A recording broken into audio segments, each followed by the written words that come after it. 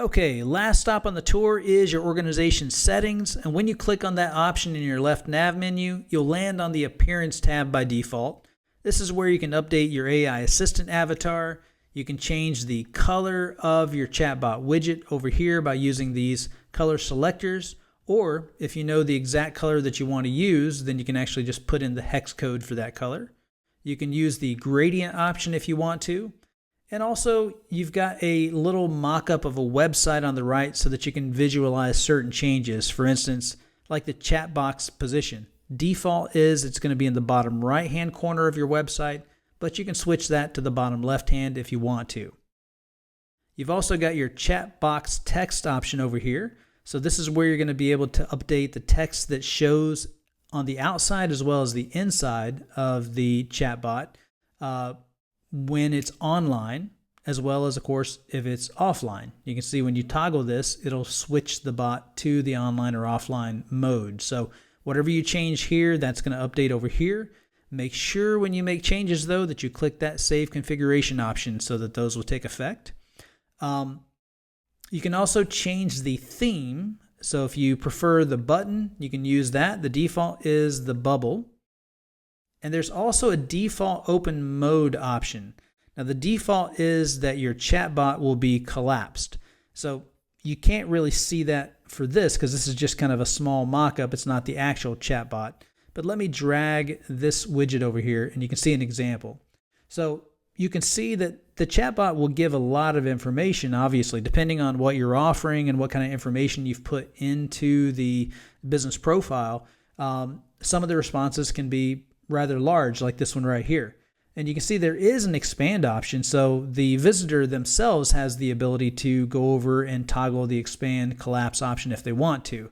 For me, I like having the expand option. I think it looks great, but we make the default to be the collapsed version. And if you want the default to be expanded, then you just choose that expand option. Just make sure that you save that setting, and then from that point forward, every time a visitor comes over and opens the chatbot, it's always going to open up in the expanded mode.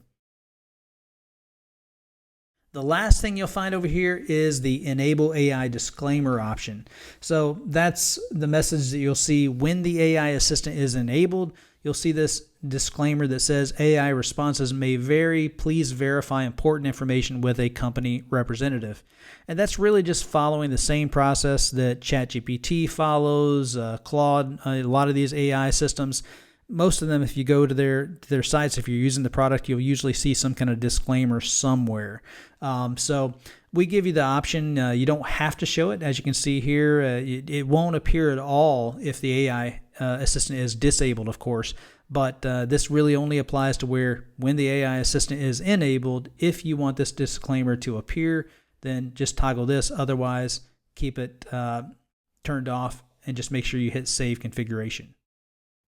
So next you have your company info. If you need to make any updates to that information, then this is where you'll do that. Also your products and services. If you need to make any changes there, then you'll find the ability to make those changes. You just have to make sure on either one of those pages to click the edit option, and then you can make those changes and make sure to click save, of course, afterwards.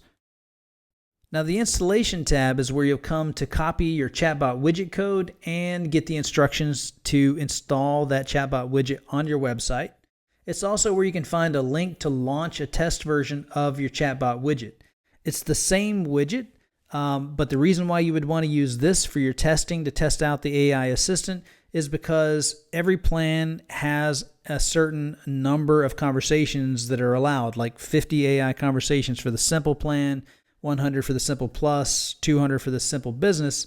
So you don't want to use up your conversations for each month. If you go through this option right here, this does not count towards your plan. So it's the exact same widget, but it just doesn't go towards your plan. So this is where you'll come to find that and run your tests. And then at the bottom here, you have your domain whitelist. So if you want to make sure somebody doesn't get your code and put it on our other websites, it's not a common thing that happens, but it's always possible. So if you want to make sure that it's limited to just your website alone, then just make sure you come over here to Domain Whitelist and put in your website and click Save Domain Whitelist. and that way it'll be locked down to only your website. The scheduling tab is where you'll enable that AI scheduling option, which is what tells the chatbot to offer meeting scheduling. So the default is it's disabled. So if you do have a scheduling link and you do want that to be offered, then just make sure you come over here after onboarding, enable it, put in the link to your scheduling tool, and then select the time period, however long that meeting should be. And this is what actually tells the chatbot the duration when it's offering. Would you like to schedule a 60-minute meeting, a 2-hour meeting, a 45-minute meeting, and so on. So make sure you set your duration here and save those settings. The last tab has your contact form settings. Now your contact form is always enabled. Not only does your AI assistant use it to collect lead data for you, but it's also used in the offline version of the chatbot widget.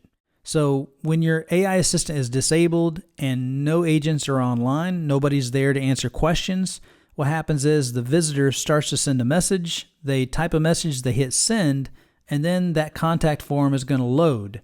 Once they enter their information and hit submit, it's going to post that message, it's going to start a conversation, and then they can send as much information as they want to request whatever they need from you, and then you have their contact information through the form that allows you to reach out to them afterwards. And since it's entered into the system as a lead and you can view that conversation, it gives you all the context you need. So that's the purpose of this section right here, is to customize that form. What the form title says, the form description, decide what fields you want to require, and of course you can decide whether you need them to accept a privacy statement if you just want to present it or require it. And then, of course, you'll make sure you enter in your privacy link there if you are including that. So as you can see from the one that we had over here, the privacy link is linked here, and it's just going to open up in a separate window. And, of course, we're forcing them in this scenario to toggle that they consent before they submit.